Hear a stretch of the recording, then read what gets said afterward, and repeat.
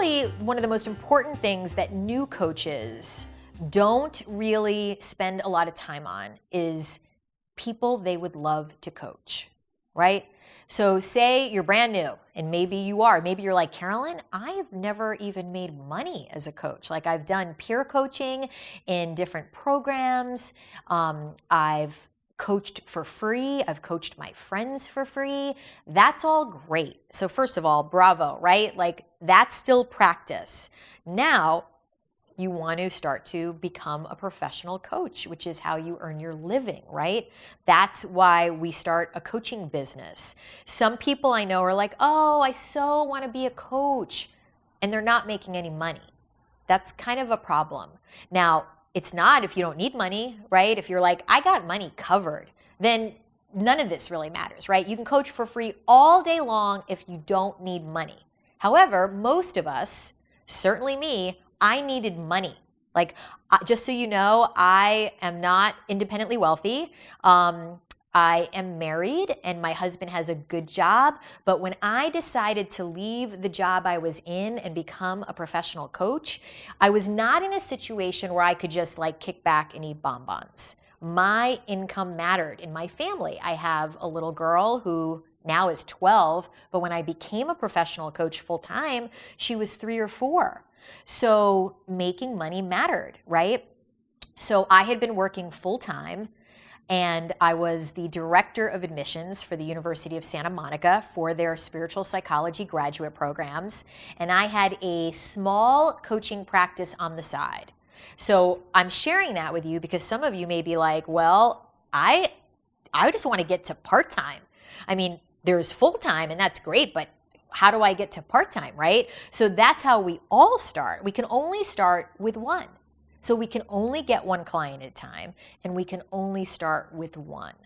So some of you may have already been like, ooh, what about all these programs I can take that say like, make 6 figures in 3 days a week, and you can do it with funnels and with all these things. That's not the work that I do with coaches. And that's not a track that I recommend. Now, again, you may be like, well, why, Carolyn? So many coaches, I see it all over my Facebook. There's ads of coaches who are now laying on beaches, making millions of dollars in 2 days a week. I don't know anyone who does that. I don't know coaches who've done that successfully.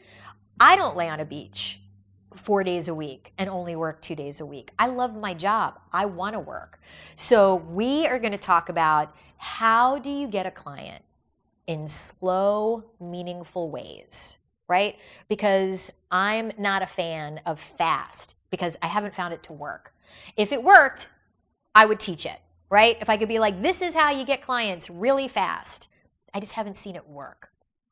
So we're going to talk about how do you get clients through conversation, one conversation at a time, because we can only really have one conversation at a time. Even if my daughter thinks otherwise while she's on her phone, you can actually only have one real conversation at a time.